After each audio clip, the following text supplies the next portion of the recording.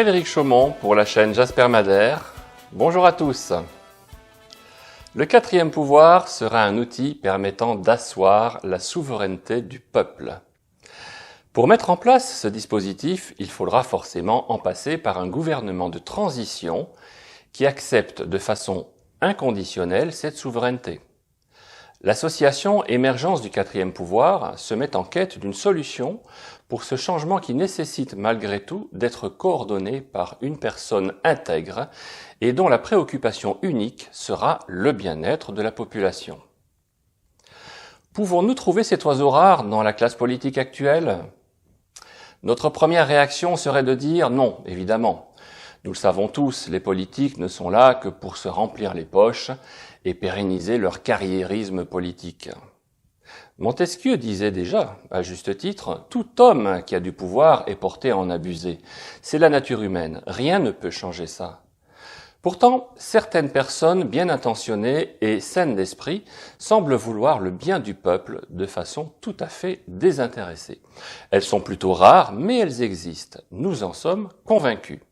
En tout cas, nous en avons déjà trouvé plusieurs sur Paris. Nous les saluons respectueusement. Il s'agit de les chercher, de les trouver. C'était un peu le but de notre démarche en participant à la journée souverainiste du 5 juillet 2020.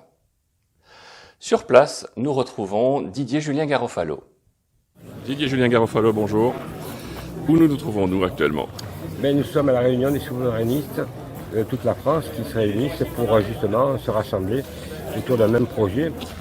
Comme je l'ai précisé lors de mes différentes interventions sur la chaîne Jasper Madère, nous sommes là pour avancer et surtout pour qu'il y ait un grand changement qui soit vraiment un rassemblement de toute la France et de tous les citoyens surtout. D'accord, qu'est-ce qu'on peut espérer de cette journée ?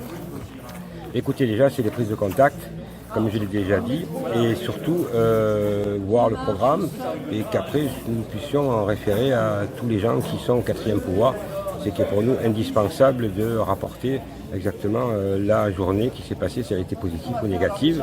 Et après, les gens décideront de ce qu'ils veulent faire. Une sorte d'union sacrée, c'est un peu le but ? Oui, c'est l'union sacrée parce qu'on se rend compte, bien entendu, qu'aujourd'hui, on ne peut faire que l'union sacrée pour mettre dehors M. Macron et toute sa bande de francs-maçons qui discréditent la France, mais surtout qui ont appauvri la France et les Françaises et les Français.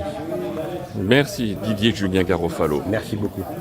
Grâce à cette journée, nous avons pu amorcer un dialogue enrichissant avec messieurs Nicolas Dupont-Aignan et Florian Philippot. Valideront-ils cette idée d'un quatrième pouvoir ? Cela reste à espérer. Quoi qu'il en soit, nous avons pu constater que ces deux hommes politiques sont les premiers à se détacher nettement d'un carcan politique un peu trop convenu et à jouer un peu plus dans la cour des rebelles et des contestataires. En tout cas, cela correspond clairement au contenu de leur discours. Écoute, moi je voudrais remercier Florian de l'organisation de cette magnifique fête champêtre.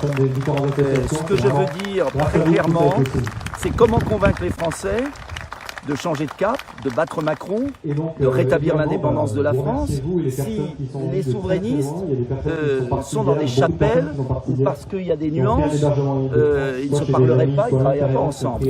On ne peut pas convaincre les Français si on n'est pas capable de se rassembler nous-mêmes. Et quand je me suis baladé avec les adhérents, j'ai découvert qu'il y avait beaucoup de gens de Debout la France.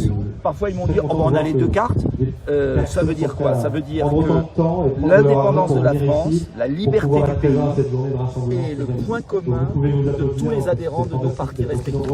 Il y a des gens sur la méthode pour y arriver, sur la manière de renégocier les traités, mais qu'importe, tout le monde a compris qu'on ne résoudra pas la crise de l'ordre public, la crise de la production nationale, du chômage, de l'écologie, si on ne retrouve pas notre liberté collective. Et nous avons maintenant moins de 2 ans pour bâtir le projet qui sera capable de rassembler les Français, qu'ils soient de gauche, de droite ou d'ailleurs, on s'en fiche complètement. Ce qui compte, c'est de sauver le pays. Et je pense que ici, en tout cas tous ceux qui étaient ici, en ont une conscience absolument intime, charnelle, et en plus au cœur de l'île de France. On sait ce que représente la France. Et ça fait très plaisir de voir autant de jeunes, ça fait très plaisir de voir tous les milieux sociaux. Le rassemblement du pays, il est là, au-delà des appareils politiques. Et je pense que cette journée augure bien de la suite. Vraiment. Complètement d'accord. Merci Nicolas pour ta participation. Les principaux membres de notre association n'ont évidemment pas adhéré au mouvement des Patriotes ni à Debout la France. Nous proposons des axes d'action, des projets d'insertion d'un quatrième pouvoir qui pour nous sont incontournables pour le bon fonctionnement démocratique de notre pays. Et cela, nous n'y dérogerons pas. Didier Julien Garofalo étant resté sur Paris, il nous livre maintenant ses dernières impressions sur le remaniement du gouvernement. Et voici ce qu'il déclare. Révélation sur le Premier ministre. Nous apprenons, sans rire, la nomination de Éric Dupond-Moretti en tant que ministre de la Justice.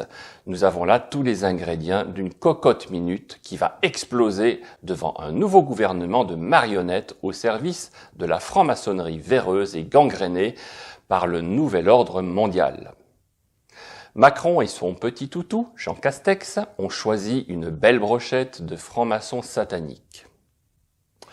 À très bientôt sur Jasper Madère, chaîne qui secoue le cocotier de cette oligarchie sans scrupules. La France se rassemble contre cette mafia. Merci Monsieur Garofalo. Vous l'avez compris, ce nouveau gouvernement sonne comme une véritable provocation. Nous prévoyons d'en parler sur notre prochaine vidéo qui sera consacrée à ce remaniement. On n'avait encore jamais vu un ministre nommé au ministère de l'Intérieur avec une plainte pour viol. On croit rêver tellement c'est trop gros. Je ne vous parlerai même pas du défenseur des djihadistes comme ministre de la Justice.